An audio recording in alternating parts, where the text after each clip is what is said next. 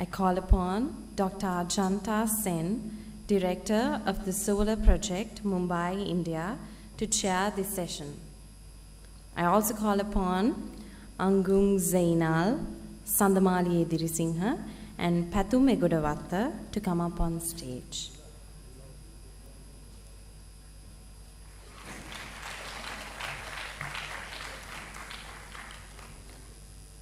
Dr. Ajanta, the session is yours.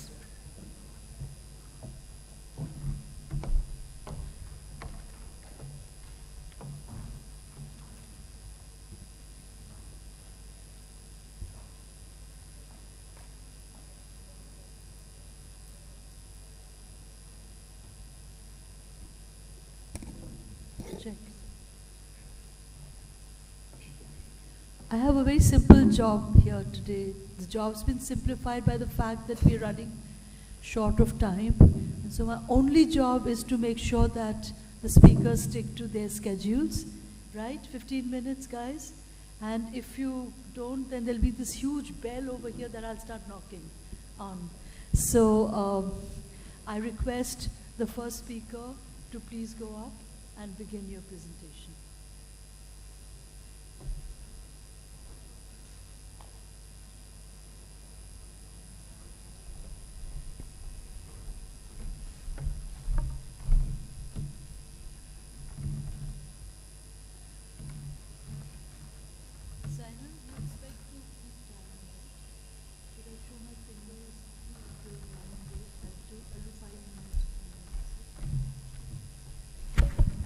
Good afternoon, everyone. I'm Agung Zainal from Indraprasta University, Jakarta, Indonesia. Today, I would like to explain about vernacular typography on the Batik label as a representation of typeface diversity.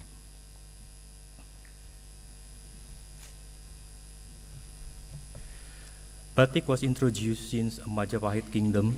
At the time, princes and queen using batik for everyday clothing, occasion, state event, and sacred event. Therefore, batik as a nobility symbol. Since that time, batik spread among kingdoms in the Java Island. Indonesian batik is the pride of Indonesian wastra, also known traditional cloth. Batik was recognized by UNESCO in 2009 as a one of intangible heritage. Batik have a two technique workmanship. First, batik tulis, it means a painting of motif direct on the fabric using a canting, like a pen, and malam. Batik cap, it means a painting of motif direct on the fabric using printing tools. Batik are wrapped and labeled with a text displaying graphic work accompanied by the text with unique font. The unique font and batik label have a function as a brand for their product. The introduction of Roman script has changed vernacular typography use, especially in batik industry. This paper focuses on analyzing vernacular typography within the four labels, each from Yogyakarta and Solo. Batik label contains graphic text and the image or a photograph of the batik creator or the owner. Batik label present at the time using perform illustration, outline style, color block, gradation of half tone. All batik label selection named by the illustration or text with familiarity. Batik brand identity was communicated by the use of Indonesian word cap or cap.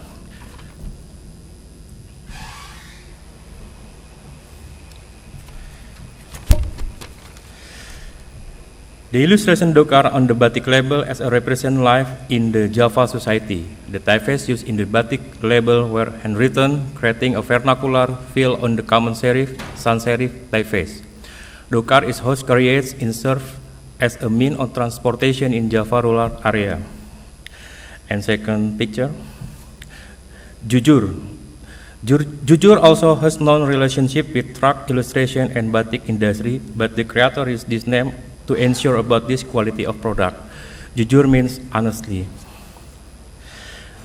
Truck was used in the Indonesian rural mountainous area to transport daily needs, such as grocery, agriculture, livestock, and material. All the elements interacting with each other are recognizable by Indonesian people, especially those living in Java rural area. To see it serve in function as a good logo as it is easy to remember. Batik label Yogyakarta. Yogyakarta, otherwise known as Jogja, is a city in the middle of the Java island. The batik industry started in Prawirotaman and Tirto Dipuran area and then spread across the region in the form of batik home industry. This is a batik label from Yogyakarta. Illustration, the image of Batara Surya illustration from the Javanese wayang surrounded by paddy leaf icon. Typeface text chap was placed at the top using manual script typeface.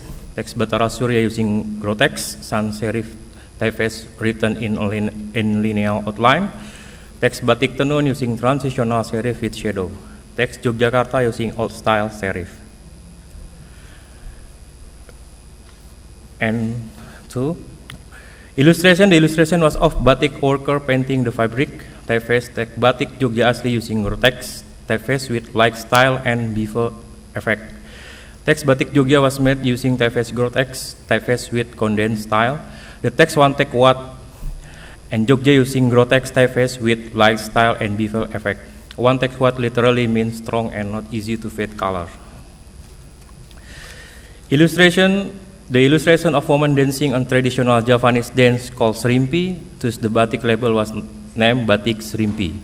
The text Batik Srimpi and one is using sans serif typeface with a strong stroke at one side and thin stroke and the other side with outline style.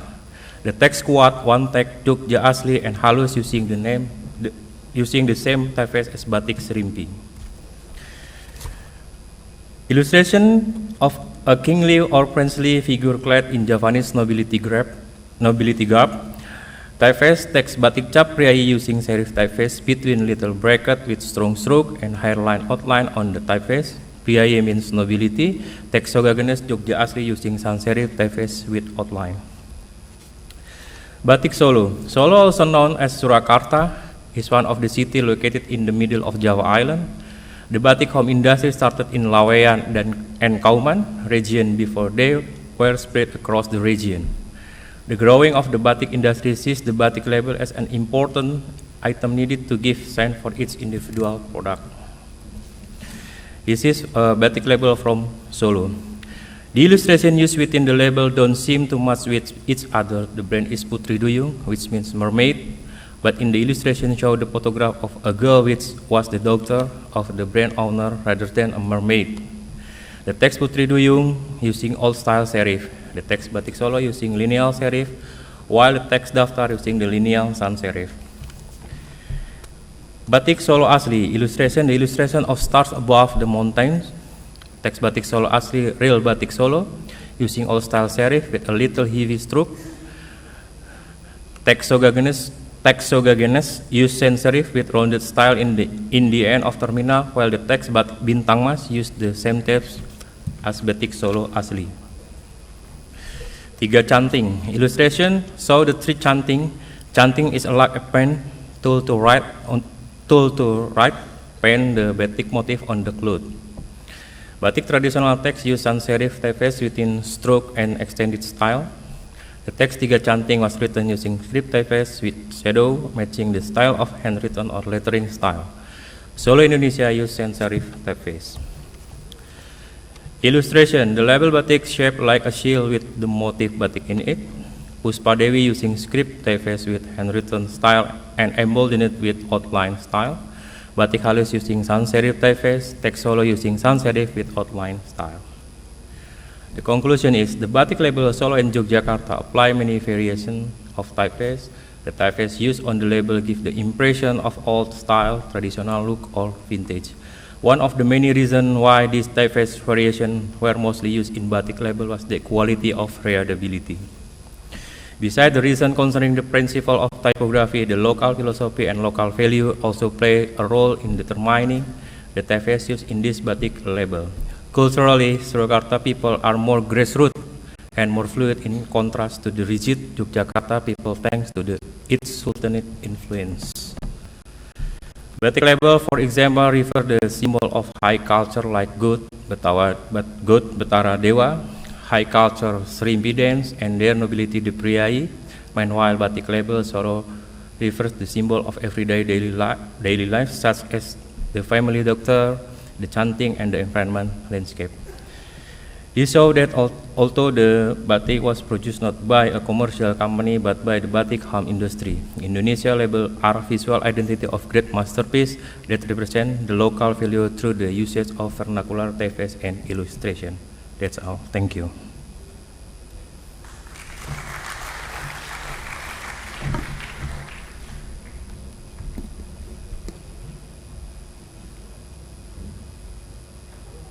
Would you like to take the stage?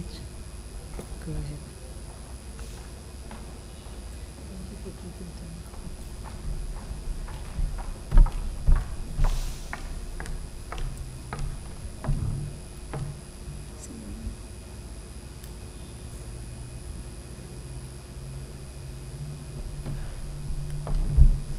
Good evening.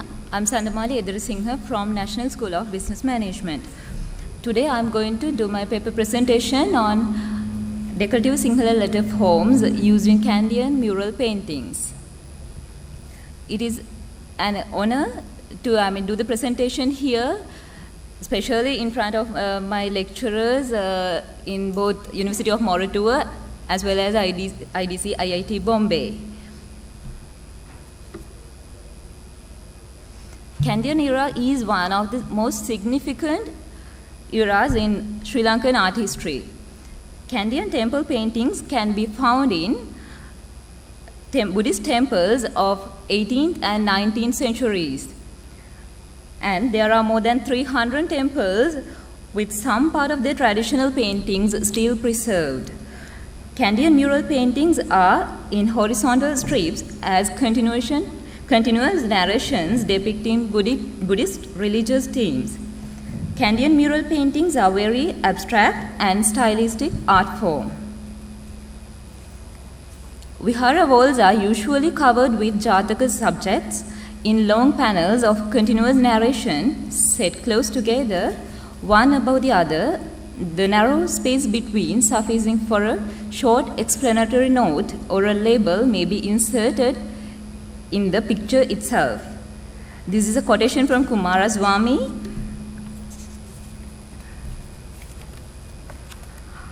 Letter forms used in Kandyan mural paintings are nicely blended with the decorative art forms, blurring the boundaries between image and type. In other words, the type used in Kandyan mural paintings inherently fits in its surroundings.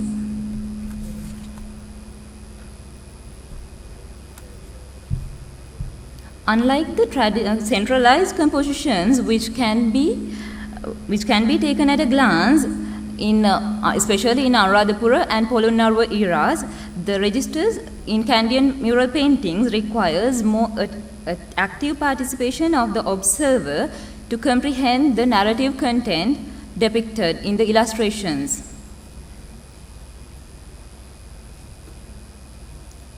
Here is an example of Kandyan Buddhist temple paintings which clearly depicts the elongated painting strip along with the letter forms explaining the pictorial content. You all can see the color scheme and all here. It is a decorative art form.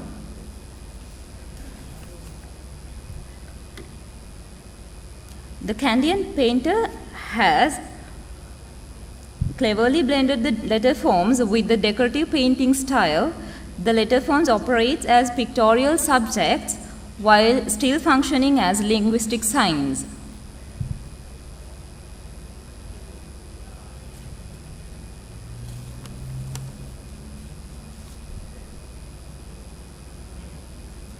The painter has been very clever in using the space in the pictorial painting strips.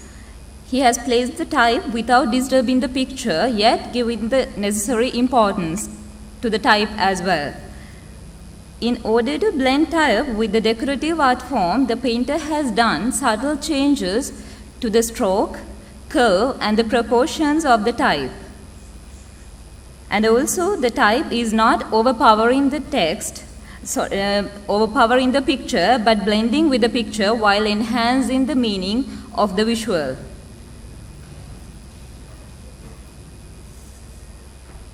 Moreover, the painter has added decorative elements along with the type to maintain consistency with the pictorial style and also to blend type with the pictorial language.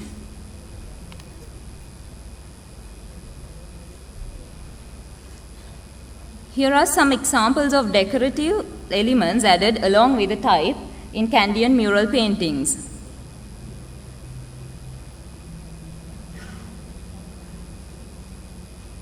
Some shapes added shows the continuity of the storyline.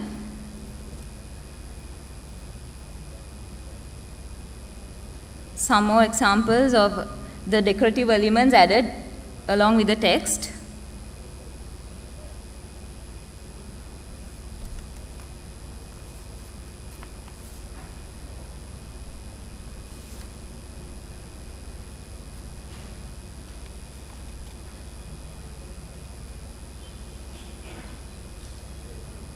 And they have used these elements repeatedly in the stories or the pictorial language to maintain consistency.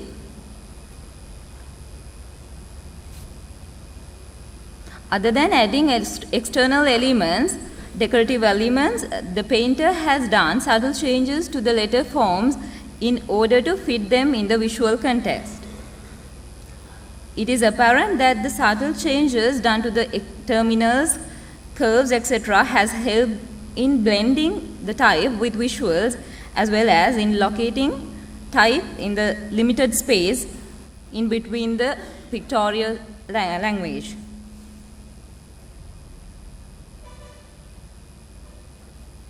Here you all can see some subtle changes done to the typefaces in paintings.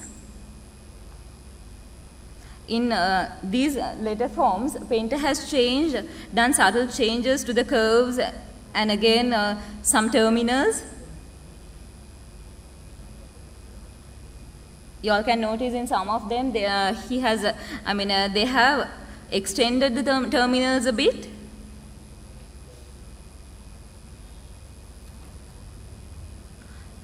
Further, thin and thick stroke of the letter forms used in Kandyan paintings is blending nicely with the stroke or the outlines used in paintings or elements in the pictorial.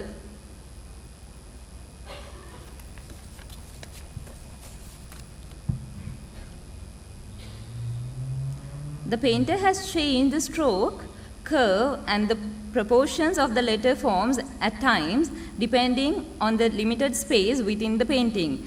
Here you all can see some of the letters are very, different in size, and again the form they have changed a bit, but they have maintained the basic form in order to identify the letter form.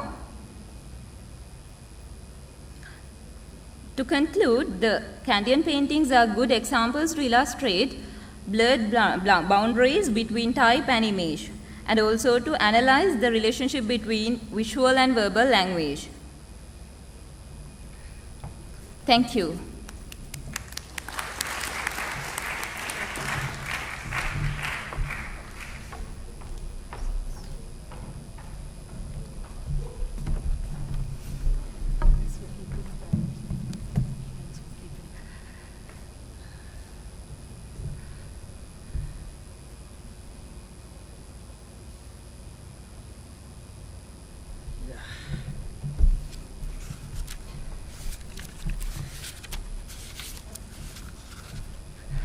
Hi.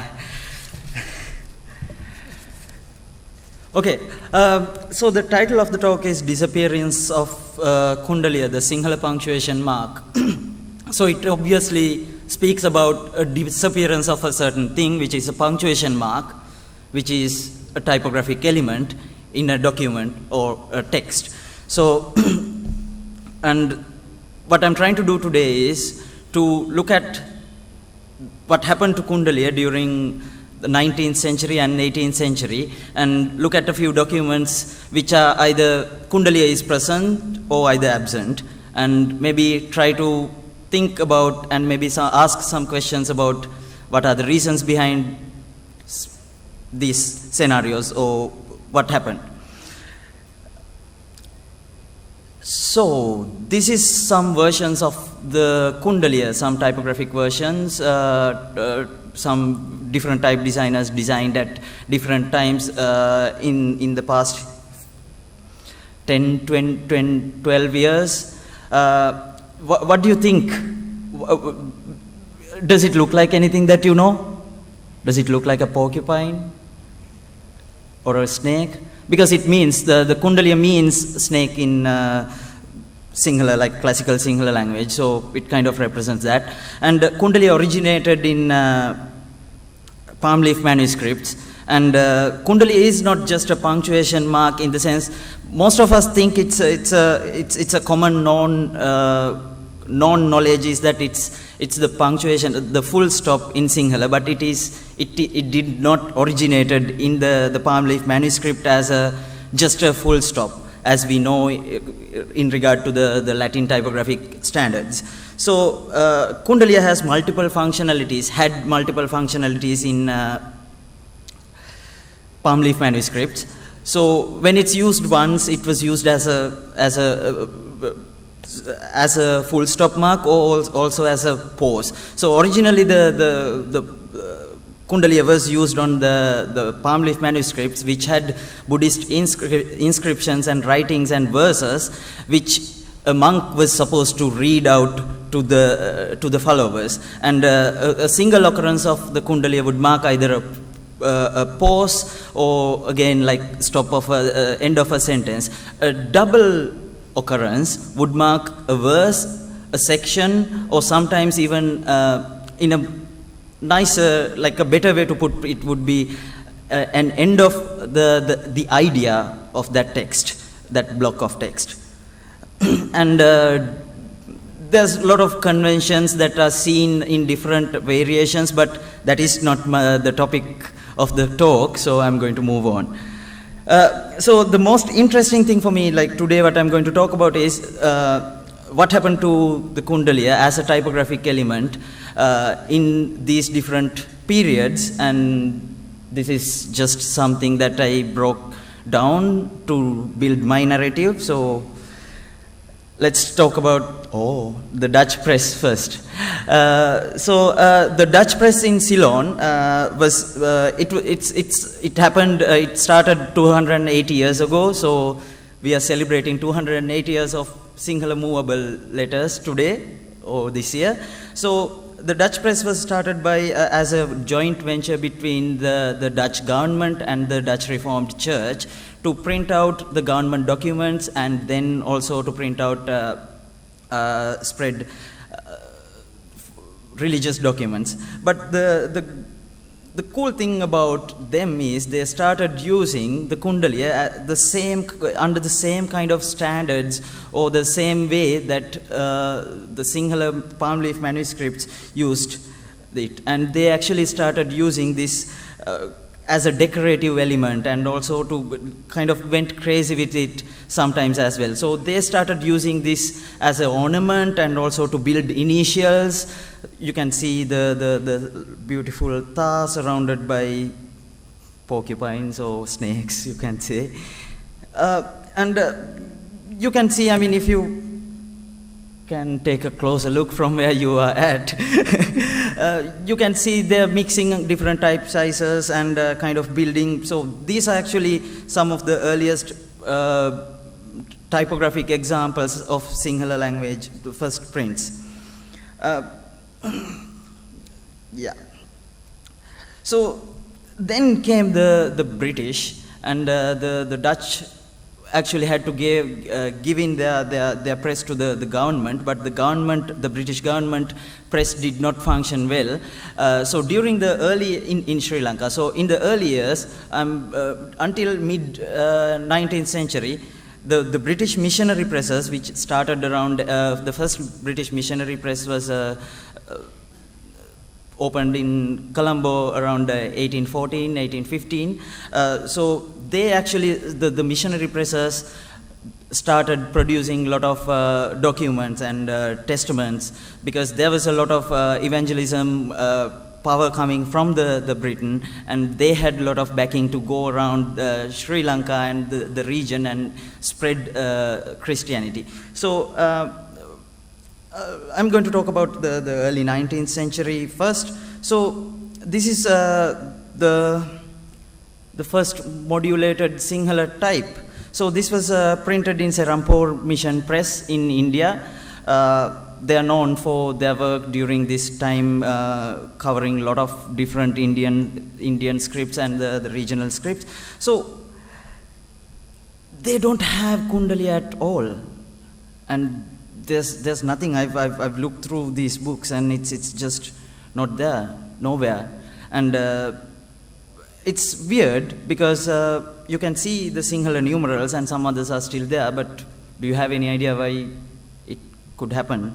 Maybe because it was made in India and then imported here, but then the type foundries in Sri Lanka by that time started casting type as well. By next 4 years, they were casting all the Sinhala types in Sri Lanka, but still they didn't make the Kundaliya, and basically it's non-existent. Maybe you could argue that they didn't have a good sense of typography. No, I don't think so. This is one of the very complex documents seen in this era, 1824, and it is actually, it's a biological guide, terminology guide to Sri Lanka, and it has the English word and the Sinhala translation, and then the transliteration of the Sinhala description in the same book, 3 columns throughout, around 120 pages. So, and they actually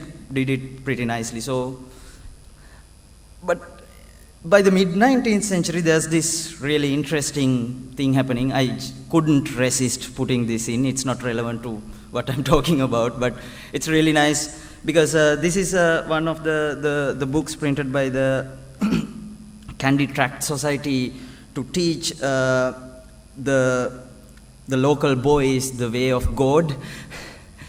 So, and they have this kind of nice, I don't know, like the text speaks about being drunk, and for some random reason, the text is arranged like this. Anyway, the interesting thing is, throughout these books, it's a big series of books, and you can see it's kind of typographic layouts are being developed, and how would you set a poem in Sinhala. So these kind of new content is coming in, and new texts are coming in, and Sinhala typography is kind of evolving. And throughout this book, everything is in Sinhala language and Sinhala script. And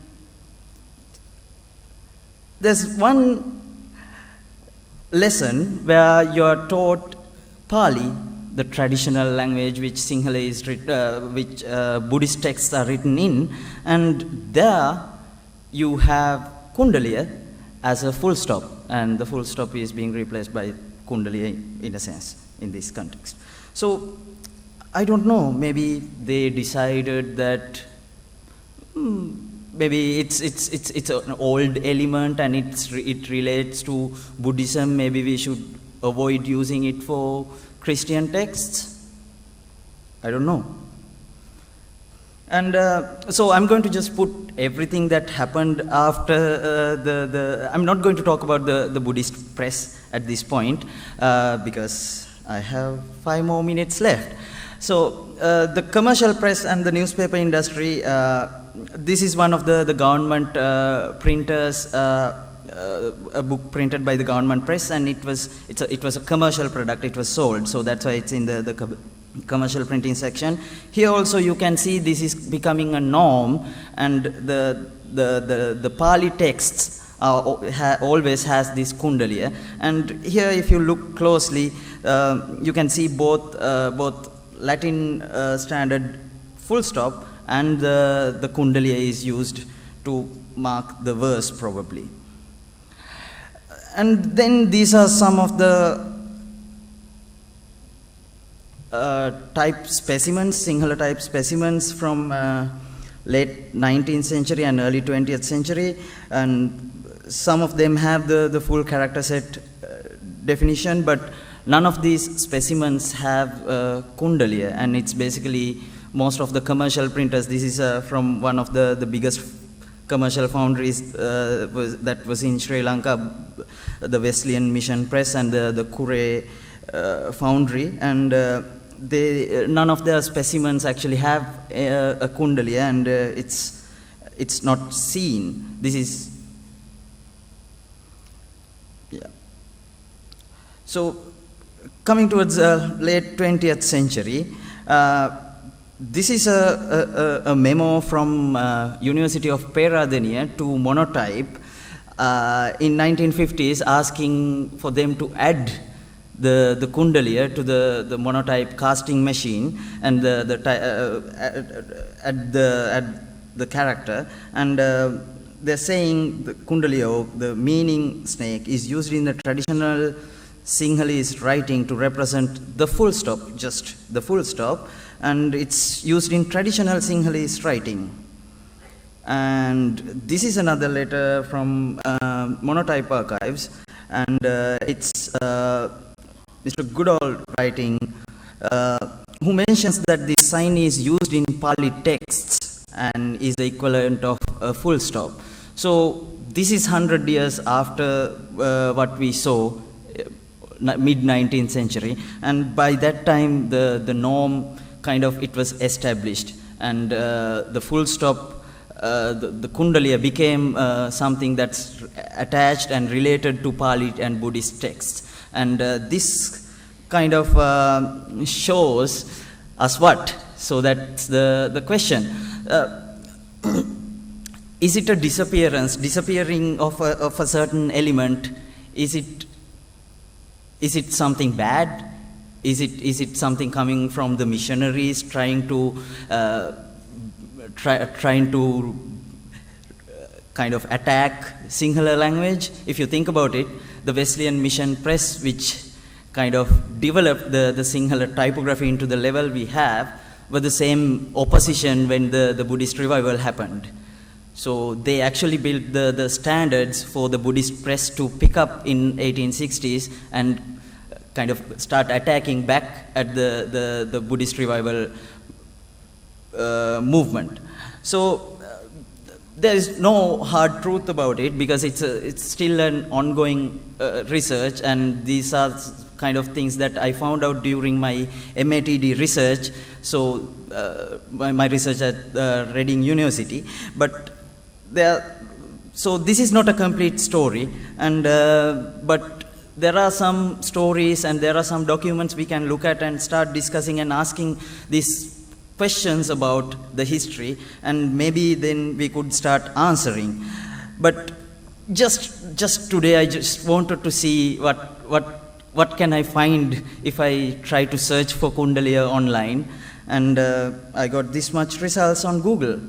So it is in use, and I've seen people using Kundaliya as a kind of, when you sign off on the email signature and these places, it's starting to show up. So maybe it will come back to the use, but the most important thing to understand is, I think it's an evolvement, and while evolving, certain things might disappear and certain things might not disappear, but it always has to do with the people using these tools and people using the language. So I'm starting to use Kundaliya in my design work and my day-to-day work. If you want to use, you could use. If you don't want to use, you don't have to use. But that's what's going to happen. Anyway, thank you very much.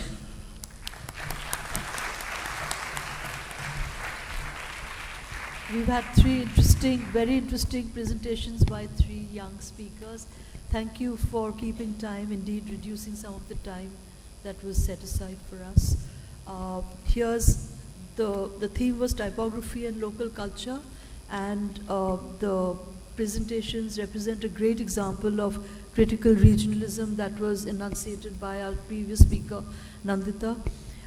It shows how cultures within geographies of a certain radii influence each other and impact historically and geographically. And of course, Pathum's presentation also represented transnational influences with larger forces of technology making an impact on local culture. With that 1 minute, half a minute summation of the three presentations, we throw the floor, we throw it open to the floor for questions.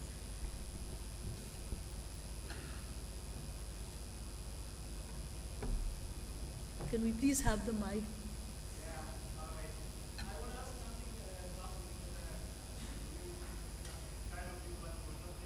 Okay, hang on. Let's get you the mic. Maybe you can start walking to the front at the same time. See, we'll save half a minute time. Okay, hi. Hi, Pathum. Found your presentation very interesting, and I would like to add something at your final comment, that it would be interesting to see a punctuation mark, a Sinhalese punctuation mark, also possibly make its appearance in other scripts. I mean, since, @sign or other signs have jumped and appeared in contemporary forms of other scripts, perhaps this, it's currently used to mark what, like paragraphs or the end of an idea or something, as you said, right? Yeah, I think it would be like really interesting to see how it can be used not as a kind of a full in the context. I'm talking like very practically, not as a punctuation, as the full stop or like replacing the full stop. It's just like we are used to reading like that.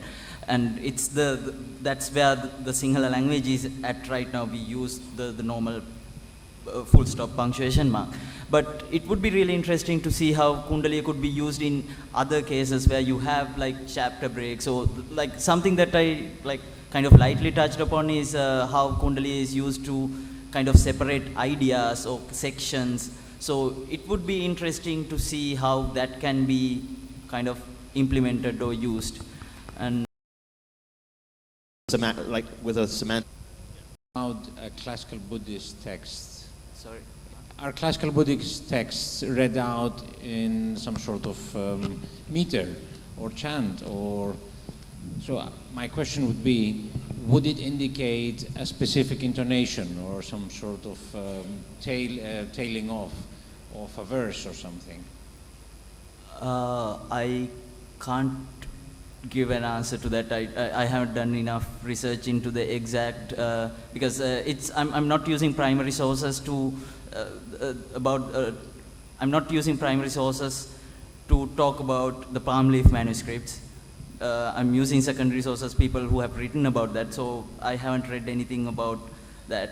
So the only like thing that I can say is there is definitely I've looked at some samples where like definitely there is a marker of ending of an idea most of the time. And okay, but is it a sort of forceful ending of an idea, or is it something that allows discussion? That I'd be really curious to know. If I'm probably going to go and find some text now and read translations to what's the tone of the language. Is it something that is a statement, or is it something that is an invitation for contemplation or comment? So it's a soft ending, or it's the hard ending? The shape doesn't tell me anything. I could imagine it being either, but I'm curious to see if there is some connection to the tone of voice of the text. I could imagine a situation where like, because it's a common practice to actually repeat this element in different ways. So there's kind of 3 pairs of doubles, and this kind of, there are standards. So within the same palm leaf manuscript, like the bound manuscript, you could actually see a standard of using this. For a chapter break, you would have 2 doubles and 3. So actually, like repetition of this and how you arrange it, like whether you arrange it horizontally or whether you arrange it vertically underneath, it actually makes a difference in the text and the meaning of the text as well. Yeah, I don't have a question, but I don't have a question, but I agree with what Jerry was. I was also thinking the same, that comparing in Vedic literature, the Vedic signs which we see in the manuscripts, the stress marks. There are about 40 Vedic signs which are found, and Professor Joshi has, told Unicode to give a separate value to those Vedic codes. That one reference which can be cross-referred with this. Another thing is, even today in the villages of India, some of the temples have Om and then there is a 3 number written. So no one understands why 3 is written. So it is basically stretching the last ma of O, and ma. It's a compound of O and ma. So that's another signal which I feel, looking at intuitively and looking at the mark, maybe you can refer with a linguist or more specifically manuscriptologist. Yeah, because some of the things can be decoded by manuscriptologists, because as I agree, maybe it can be a stretch and changes the meaning. Because yesterday in some chanting of Buddhist chanting which I was hearing, there was some kind of a stretch in their singing, Yeah, just to add to that, I think that is one of the kind of ideas of like the reasons for having the conference. So now we have shared like some things that Sandamali found also is like pretty interesting in terms of, because the same elements, I think you guys saw the same elements are repeated in the wall paintings and as well. So if there's anybody who could like work on that domain, it would be really nice to see someone work on that. But my interest is in the typographic application of it, and just. So, are we done with questions? Looks like, okay. So let's give a big hand to the young speakers here.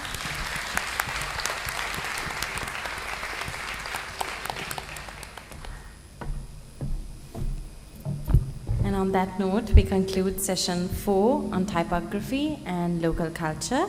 I now call upon Dr. Ajanta to hand over the certificates of participants to our speakers.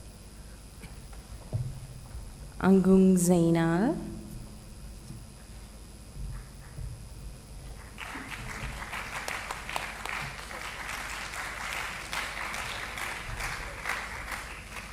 Sandamali Edirisinghe, and Pathum Egodawatta.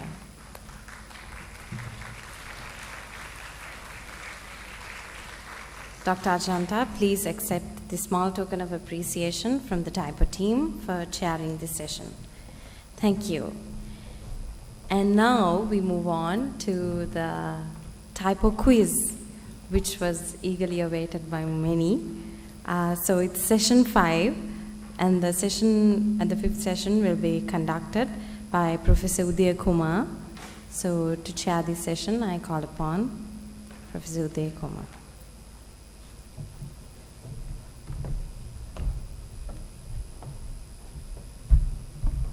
Thank you. Thank you for staying back till the end. I will try my best to entertain you, not just in entertainment, but also maybe intellectually entertain you. So there are a few teams who have registered. It will just take a few minutes. I'll just connect my system and we will right away start the quiz. Yeah? So please stay back, don't go away. And there are a lot of fun things going to happen, hopefully. Yeah, you will. I'm hoping that you will enjoy. Yeah, so please stay back. Just give me a few minutes. I'll just connect my system, and maybe I'll call upon the teams who have given their names for the quiz. So, just a moment. I'll be there.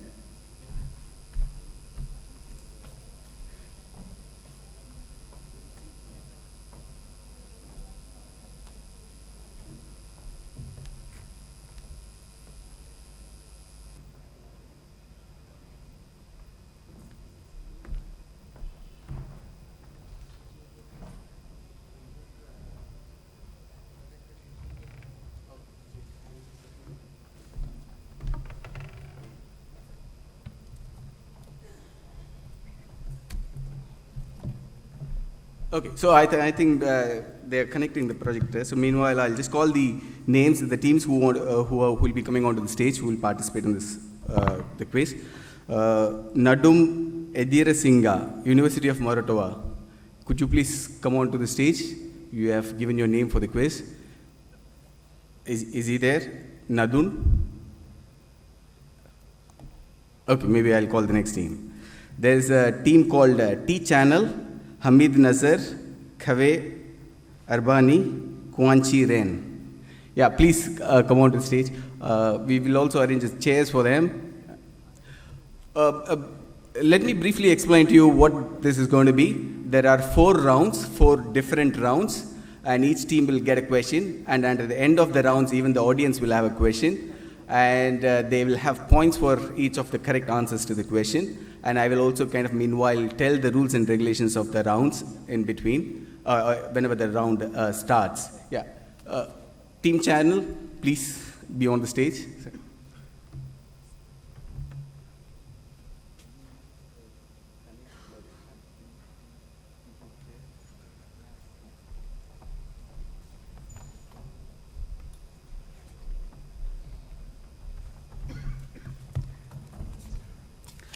I request Mohammed Shahid, my studious research scholar, to come onto the stage. He'll be helping out with the scores and the timing. Shahid, I could not see him. Oh, yeah, just come over and you can score the thing. Okay, there's one more team from Academy of Design, Malaysia Ratnadurai, Satira. Looks like we have to make a team again. Academy of Design, anyone from Academy of Design is here? Yeah, please come onto the stage. Maybe you can all be a team together. Yeah, maybe you can give him some encouragement. Please give them a big applause. They are daringly coming forward to take part in the program. So.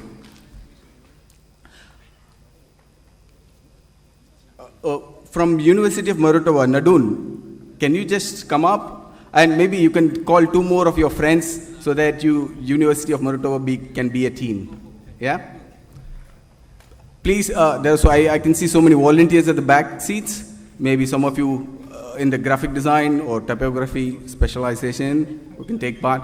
It's going to be a very simple questions. Don't worry, I'm not going to ask hi-fi. I'm not a kind of that person. Even I don't ask something that goes above my head, so it's going to be simple. So you don't have to worry. I'm myself nervous, so I'll give you company on that. Ali Imran from Academy of Design has also given another. Okay, your team. Okay, there are 4 teams. We need 1 more team. Maybe we can just, if any of you are keen, you can just come on to the stage so you can. Oh, okay, there are 2. Great. Yeah, give them a big hand. So that's wonderful. That fits in. Brilliant. Okay. This disclaimer is both for the teams and to the people, to the audience. If there is any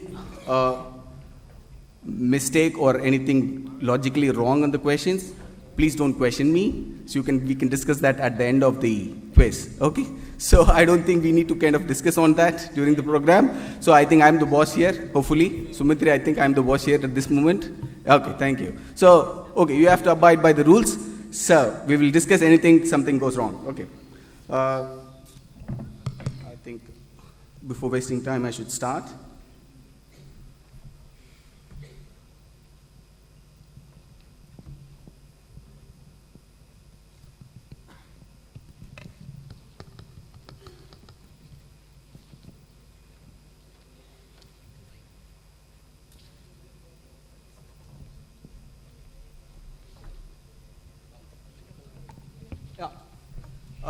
I would request the team to face the screen as well. So because the questions will be there on the screen, I will also kind of read the questions to you.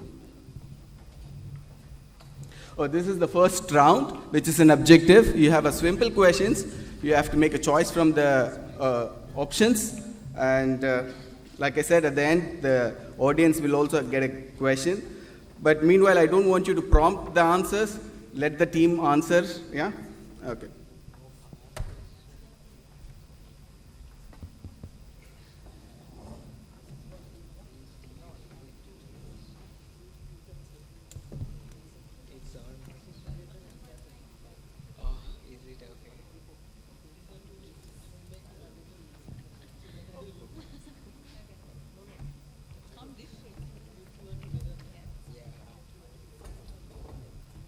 Hello, hello. I'm audible. Okay, okay. Please, can you hear me? Yeah.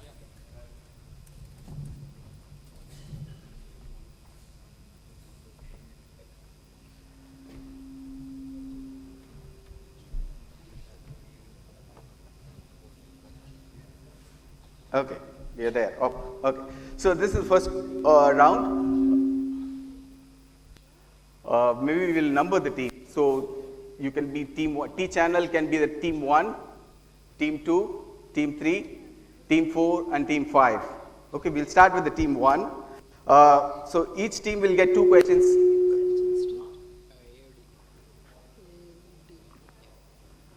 Each team will get 2 questions in this round.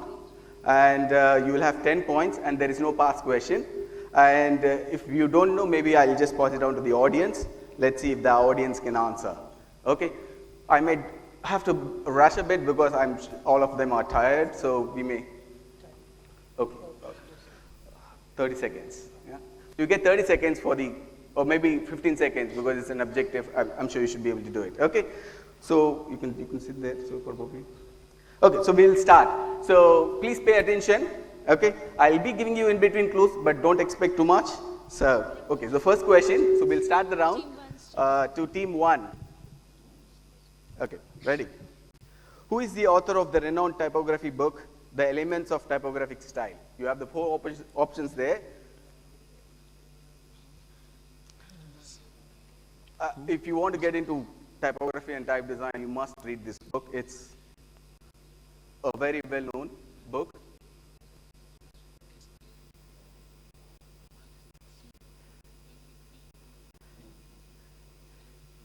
You can make a guess. The time is running, so just if you don't know.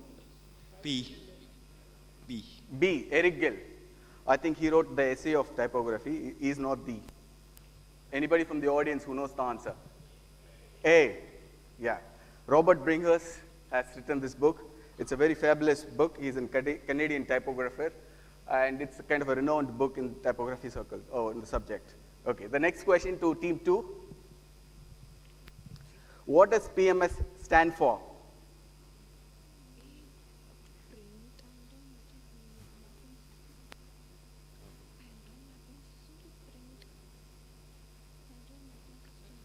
If you don't know, make a guess. A Pantone mapping system. Is it right? What is it? I don't think it's the right answer. D, it's Pantone matching system. Yeah. So both the teams don't get the right answer. They did not get it right, so they get 0 points. So team 3, tracking refers to, this is an easy one, so you should be knowing it.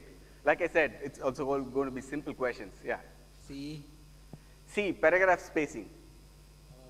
Sure. Think over it. There are 4 options. Of course, you have to say one. Yeah.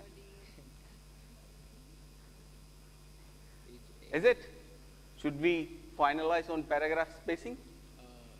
A. Again, another guesswork. Line spacing. We'll pick A. Okay, they choose A, line spacing. I think it's the wrong answer. What is it? It's B, it's letter spacing. It's to do with letter spacing. Line spacing is called leading. Okay? So we'll move on to team 4.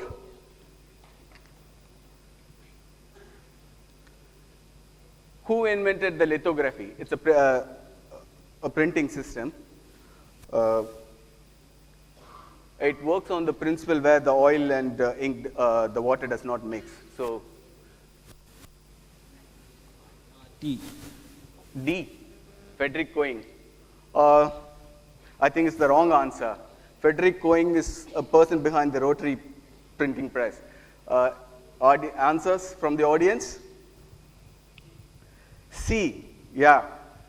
Alois Neffelde is the right answer. He invented it in 1796. Okay, so team 5, question for the round.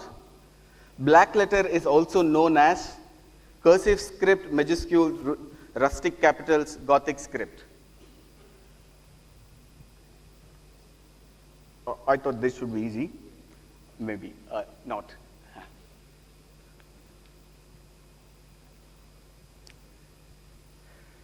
Somebody already mentioned this in the morning, I think one of the presentations. You don't get a chance. Oh, okay, yeah, please. We say it's D. It's D, Gothic script. Oh, finally one team got it right. Yeah, it's thanks. I thought I was too high on the questions. Yeah, Gothic script is the right answer. They get a 10 points. Okay. So we will again continue with one more question with the same round. So let's see. I hope you will score now. Hopefully, team 1. You have the mic? Okay. Yeah. So you are ready? How many dots does a Braille character have? In fact, in one of the slides in the morning presentation again, I remember somebody showed about the Braille and it had the number of dots each characters have. 8, 9, 12, 6.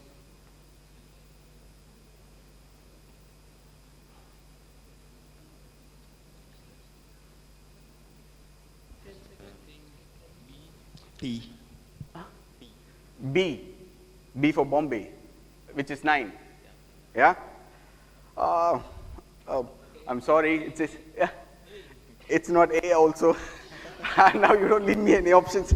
It's 6. Yeah? So it has 6 dots each character. Okay. Team 2, your question. Who revived the stone inscriptions of a Trajan column and designed a typeface? In fact, the typeface name is also that. All of them are well known in the field. I mean, not as a type designers, but typographers and type designers together.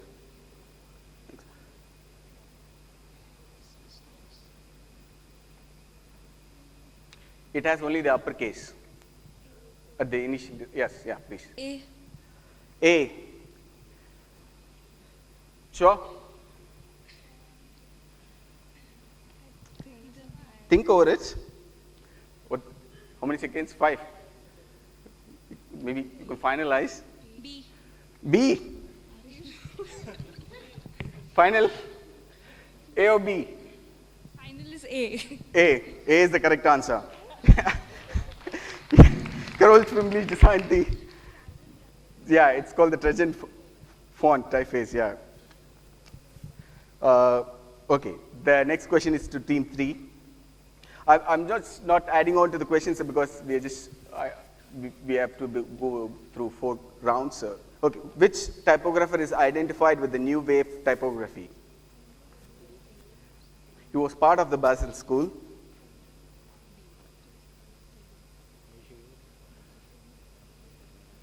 B. Yes? B. B? Yeah. Are you guessing or do you know the answer? We're guessing. You are guessing it. Okay, I'll give it to you. It's the correct answer. Wolfgang Weingart is known for the new wave typography. Good. Team 4, your question, ready? Okay. In book design, bottom margin is referred as, there are different anatomy to a book. So each parts, they are termed certain things. So in what is bottom margin are called? Gutter, foredge, folio, tail. You can semantically think of it and answer it if you want. I can't give you a better clue than that. Tail? Yes? I did not get, sorry. Tail. It's A. It's gutter space. Is it A? That's what you said. D. D. A or D? D. Okay. D is the right answer. It's called tail. Yeah. Looks like after certain prompting, they kind of get it right. Okay. The last team with the last question for this round. 24 sheets of paper is called quarto, rime, quire, score. There is a term for the number of sheets. Yeah. Of course, there are some random terms as well. So some of them are page size.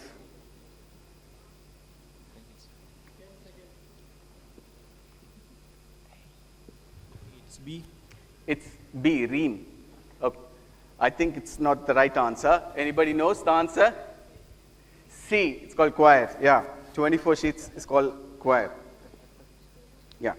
So, I think more or less all the teams have scored 10 points, I believe, if I'm right. Oh, first team is yet to open the account. Don't worry, there are 3 more rounds you will get through. Okay, now questions for the audience. Let's see how good you are. Icarus font editing software was developed by, I don't want the professionals to answer this. If the students are there, you can answer. Sir. Don't Google it. Anyway, the Wi-Fi is not that fast here. So, any answers from the audience? Oh. Okay. The professionals also can answer it. Yeah. Peter Caro, correct. It's the right answer. Yeah. Very good. There's one more. Let's see. How many font variations does the original Universe type family have? There are different variations. Again, I think somebody showed the slide and also talked about the variations in terms of the type family, the initial type family had. How many of them? Yes. It's 24? I don't think it's 24. It's 21. Yeah. Okay. So, it was designed by Adrian Frutiger and it had 21 variations, the original Universe type family. Okay, so with this we conclude with the round 1 and we have the round 2. And round 2 is, has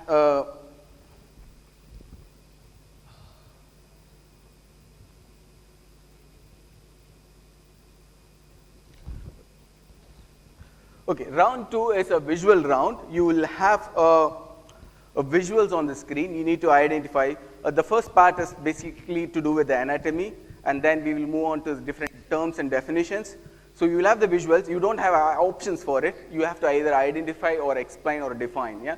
So depending on the question you get. Now we will start on the reverse order. Maybe we'll start with the team 5, and this particular round will have a pass question, and the next team will get 5 points if they correctly answer it. Otherwise, no, it'll just have only 1 pass. Okay, am I clear?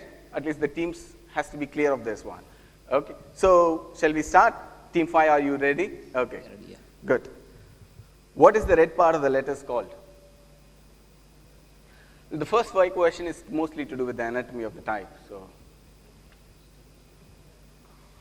there is a term for each and every part of the letters. Arm.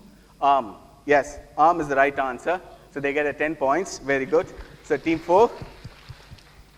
Good. At least this round is hopefully will be easier, I believe. What is the red line called? It is the first thing you do when you kind of start off with the. It's to team 4.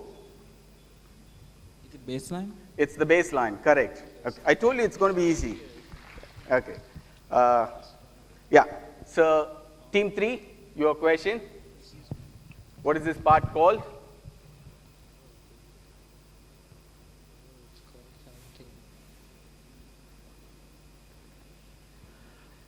I just showed this as one of the options in the previous question. So. It's tail. Pardon? I did not hear it. Tail. Can you be a little louder? Tail. Tail. Yes, it's tail. Correct. Yeah. So they get a 10 points. I guess the clue helped. Okay. The team 2. This one. It's a stem. I think they are supposed to answer the question. That's all right. It's okay. So I have another question for you. I'm sorry. No, it's all right. It's okay. So for team 2, you have another question. It's called the STEM. Anyway, you got it right. I think you are tempted to answer it. Okay. This is for the team 2.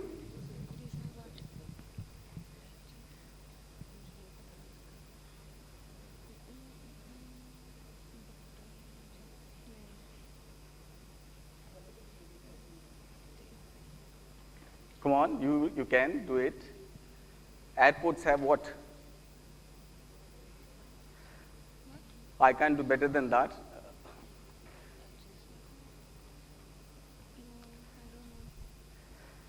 It also starts with the same letter.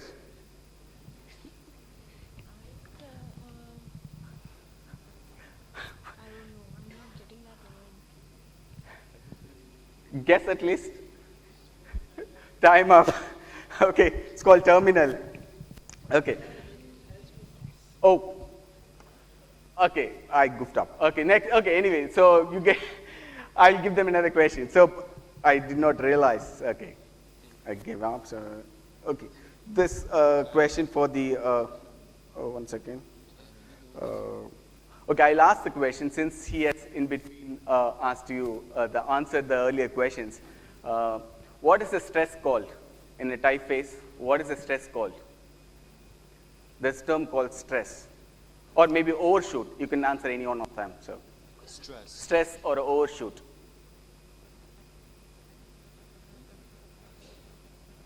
Pass. Pass. It comes to them. Okay, what is the stress called? Stress. Overshoot. Stress, not the overshoot. Stress. Okay, let's stick on to one term.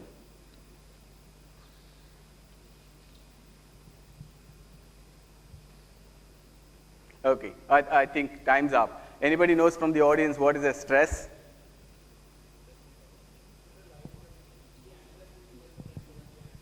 Okay, it's the axis where the stroke thickness changes from thick to thin. Okay, so it's the stress axis.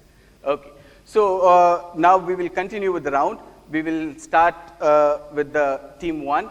Okay, so you have another visual. This time it's not to do with anatomy, but you have to identify. There will be questions. It will be of various nature. Name the designer who is known for his work in this magazine. This is a Raden magazine. He is particularly known for this and the style in which the cover is designed. It's called the grunge typography.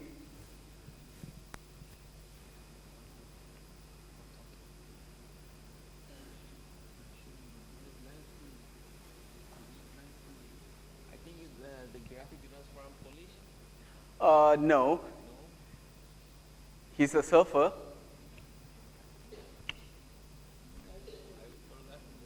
Pass. Pass. Okay, team 2 gets the pass. Yeah? No. Okay, anybody from the audience who knows who this is? Okay, who is it? David Carson. David Carson, yeah. But they will not get the points because I said it's just going to be one pass, yeah? So it's David Carson is known for working on this as an art director. I already told just only one pass, the second team will get it. It's their luck. Okay, it's for the team 2 now, your question. Whose work is this? He designed it thinking of the mediums in which typeface has to be designed or displayed. So it's called the new alphabet. I'm giving you a clue. Pass. Pass. Okay, now the team 3 gets the no. Anybody from their teams know? No. Okay, then we'll have to move to the audience. So do you know the designer behind this? The new alphabet? Wim Crowell. Yeah, Keith has got it right. Wim Crowell. Yeah. He designed for the digital display because the curves and everything will not be displayed properly. So he mostly had the letter forms in a vertical and horizontal lines and just the angular cut. Okay. Team 3, I believe, your question? Okay. What is this serif called? The especially the one in the display type, the Nicholas, Saint Nicholas. What is it called? The Slab serif. Slab serif. You should confidently tell, yes, it's a slab serif. Correct. So they get 10 points. Very good. I think they are scoring well. Okay. So the next question. What is this fold called? Most often this is found in the magazine design. You kind of find this fold. And of course brochures and things like that. Paper folding. There are different types of folding. Trifold? Pardon? Trifold? Trifold. Trifold. I don't think it's called trifold. There's a term. Visually you can see and say, okay, I think that's the wrong answer. Maybe the team 5 gets the pass. Can you guess what the fold is?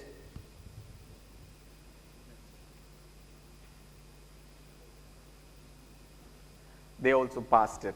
So anybody in the team knows? Okay, from the audience? It's called gatefold. Very good. That's the right answer. It like closes like a gate. You just open up, yeah, like a door, like a gate. Okay. So this is for the team 5. What is this curve called? Bezier curve. Bezier curves. Correct answer. Yeah. Okay. So now we will go to team 1. One more set of questions is there in this visual round. So team 1, hopefully it will be an easier one. What is this printing process called?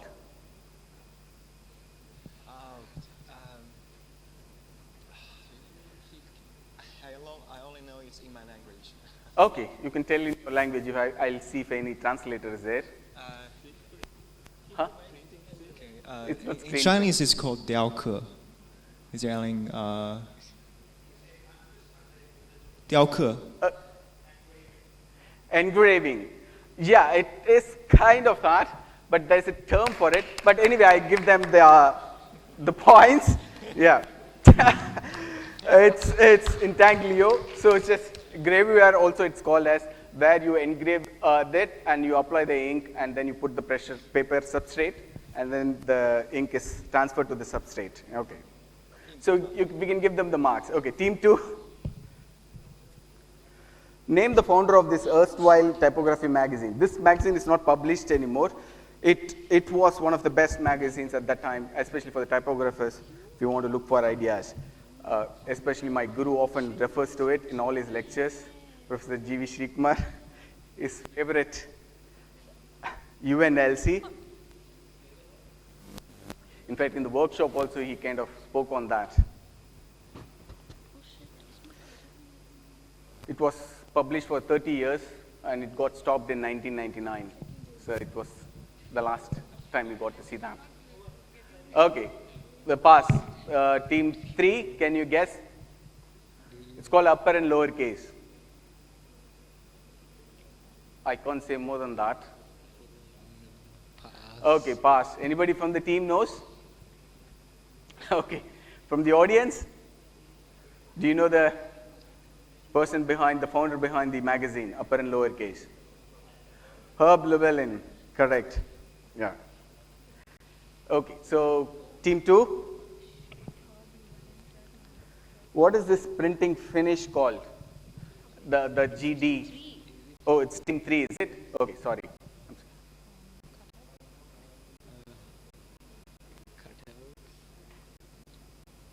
Just the part which is there, the G and D. Cut out, but there is a specific term for that. Of course, it's a cutout. Visually, you can see it.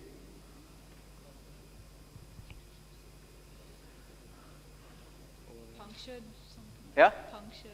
Punctured. I don't think punctured it is. I pass. I think team 4. What happens when you get old? Die cut? Die cutting, yes. It's called die cutting. Correct answer. So team 4 gets 5 points. Okay. So now the question is to the team 4. In Adobe Illustrator, what does this shortcut key do? You have to When your turn comes, you can answer. It's team 4. When you select object or an artwork, you need to select it, and then when you use this key, what happens? So I'm just being a little elaborate on that. So can you, of course, there are so many shortcut keys. If you're well versed with the software application, you should be knowing it. And as a designer, I think you should. No idea? Or any terms? Is it hide? It is? Is it hide? It hides the object. No, it's not the right answer. Yeah, team 5, can you speak on the mic? Look down.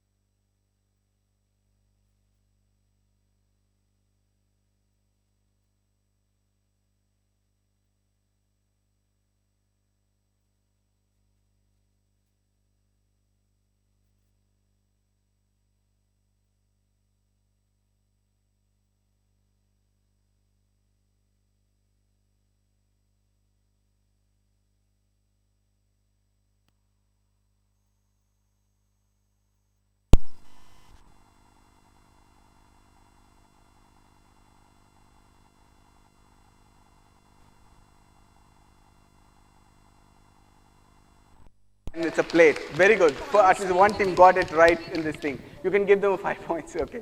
So it's copper plate. Okay. Then now the question to team 2. Now they are getting on to the questions. Very good. It's going to be a little tough, this one. Again, it's a typeface. What does a green signal say? What does it mean? Okay. Then what is the next one? Not luck. Of course, he has luck, but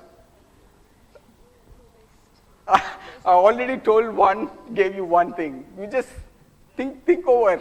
Wait, what is it? It's a typeface. I already said that. Go, and then? No idea? Okay, I think they are very much eager to say. You're done? No idea. Okay, team 1. Yes? Freehand. No, it's not freehand. I already said it's go. Gautam? No. Anybody from the audience? Gautam. Yeah, it's go and there's a thumb there. So it's Gautam, the typeface. Yeah. That's why you need to think out of the box. Be like a designer. Okay, team 1, your question. One of the favorite typeface of my Professor D.V. Srikumar. He often admires this. Me too. Think of it. What is the first one? Okay. What is the second one? What hat? It's a sheriff hat. Okay. Then it's a typeface. You already said it. You just have to tell it. Is there anything to do with the symbol on the hat? Yeah, you already said something. First one is? Rock? Second one is? Rocket? Not rocket. It's not rocket. He already said something. It's near to answer. Stone and what kind of cap it is? Who wears it? Like a cowboy. I cannot say more than that. Okay. Rockstar? Rock star. No, it is not rock star. Anybody from the audience? Stone serif. Yeah, stone serif is the answer by Summoner Stone. You already got almost there. Yeah, stone serif designed by Summoner Stone. Okay. Yeah. Okay. So just one round is up. So we will again start with team. It's going to be a little difficult now. I hope you got the idea of what the nature of the question is. Okay. This is a graphic designer, famous graphic designer. She worked under, she was trained under Vanguard in a sense. So you can just identify the icons and you'll be able to figure out what it is. Maybe I'll give you more clues. I've already given out. The first one is think of a month.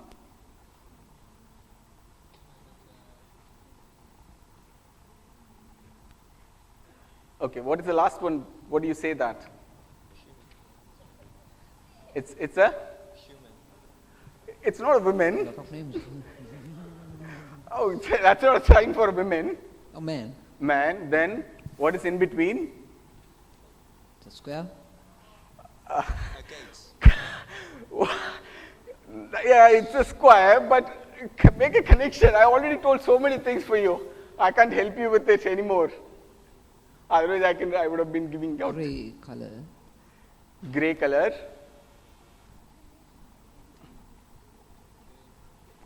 I think time out. Anybody from the team knows? Holiday. It's not a holiday. April Grayman. That's the right answer. Ajanta ma'am, I've got it. Yeah. It's April month, so gray and man. So that kind of a connection. Okay. So team 4.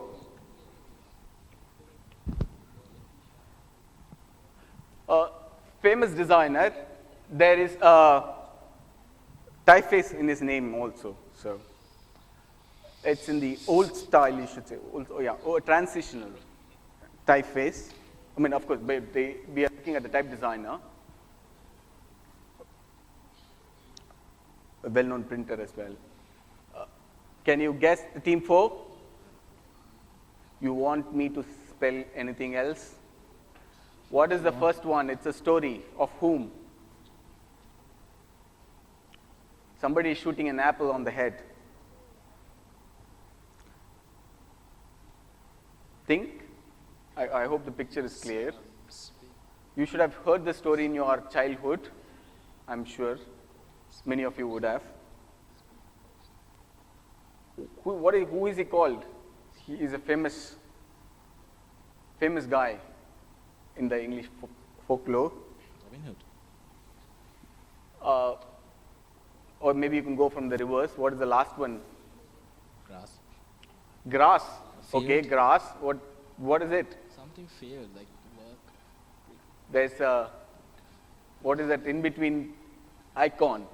It's a briefcase. Briefcase. Okay. Then? Okay, I think anybody else in the team? No idea? Speak house? No. Speed post? No, it is not speed post. I said it's the name of a person. Anybody from the audience? Okay, there's someone who's raised. William Castellon, right answer, very good. Yeah, it's William Tell Case and all on. William Castellon. Okay, so team 3, your question. Let's see, you get it right. It's going to be a little hard on this one. You should know the movie. I'm sure you guys see. The first one is to do with the actor, not the movie. The second one is to do with the title of the movie. And now you combine them. You get a type designer. Have you seen the movie 300? No. Oh, okay, he has at least seen. Then I can be. Gerald something. Huh? Gerald something. Gerard. Okay. The second one. Just combine. Let's see. Can you make it? I think Gary has got it. Perhaps. Yeah. Please. Yeah. Who is it? Gerald J. Gerard. I cannot hear. Gerald J. Gerard J. Gerald J. Gerard J. Mocking J. Mocking J. Why? The book actually has a symbol. I mean, you need. Okay, the movie title also has that, but yeah, Mocking J is one of the part of it. Anybody from the audience now? What's the Hunger Games? No. Anybody? Gerard Unger. Yeah, it's a Hunger Games, and then Gerard Butler stars in the 300. Okay. So, the famous designer. Okay, team 2. This is a simple one. It's a very straightforward. What does the second visual say? Classroom, but what is it? What is the environment? Nursery. Go on, build on.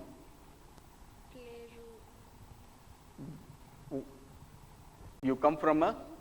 Yes. Where do you study? College. College. School. Okay, school. What is it? The last one. Book. Okay. The first one. Now make a connection. It's typeface. You will get your chance. Let them figure it out. What is the Roman first Roman numeral for C?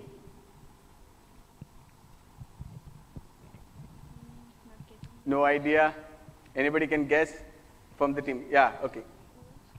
I guess. Okay. Centuries old style, something like old books. Audience, what is it?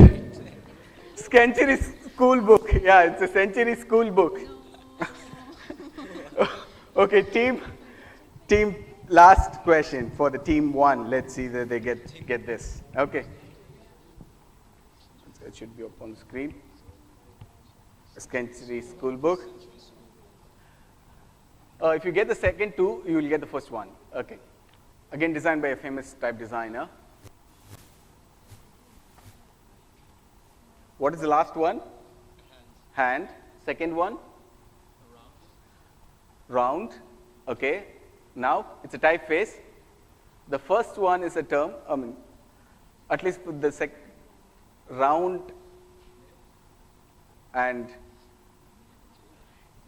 it's a script typeface. Many people use it for their greeting cards, happy birthday and things like that. I can't say more than that. No, let them, they have a chance. That is a type of a knot actually. When you do a fishing, it's called a knot. And this is a round hand, you have already mentioned it.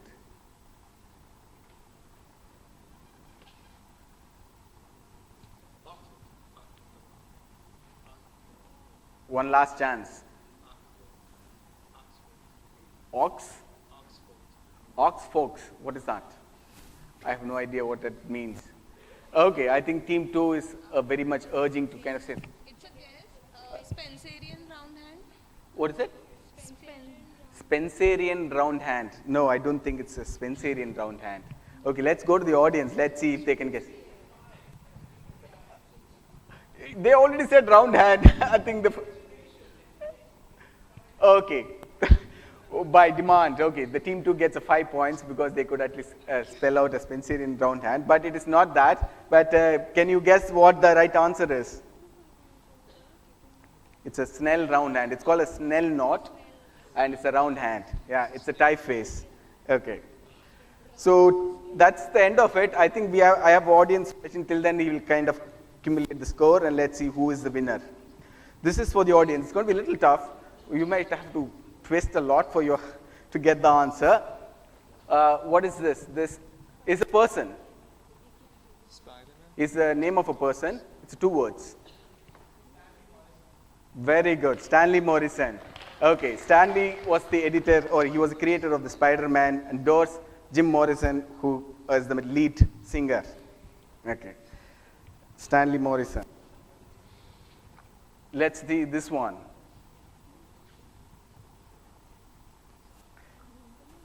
The last of it.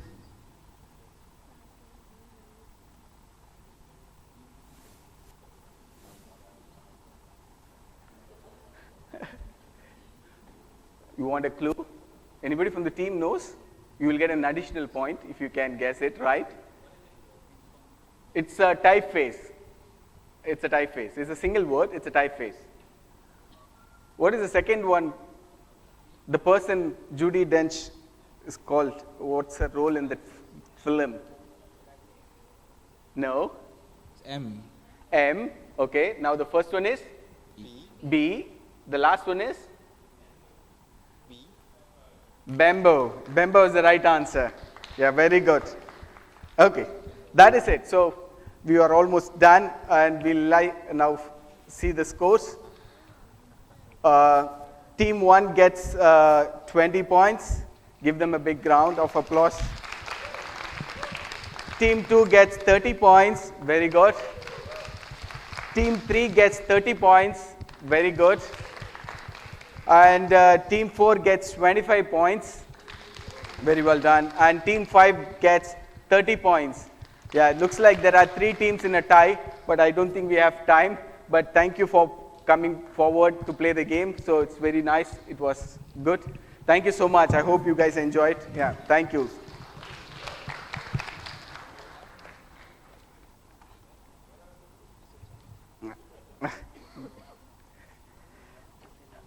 Yeah, thanks. I think we are done. So there's no more questions. I'm not going to trouble them again. Okay. Thank you.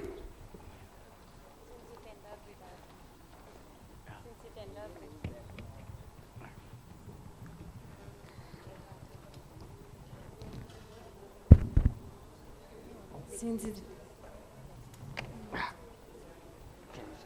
it ended with a tie, none of the teams would get the gift. However, Professor Uday Kumar, we have a small token of appreciation for your hard work. Oh, thank you. Oh, thank you. Oh, thanks a lot. Yeah, thank you, thank you. Yeah. Thank you very much. Yeah. Ladies and gentlemen, now we conclude today's conference proceedings for Typo Day 2017. Have a pleasant evening and hope to see you all tomorrow at 9. Thank you. Good night.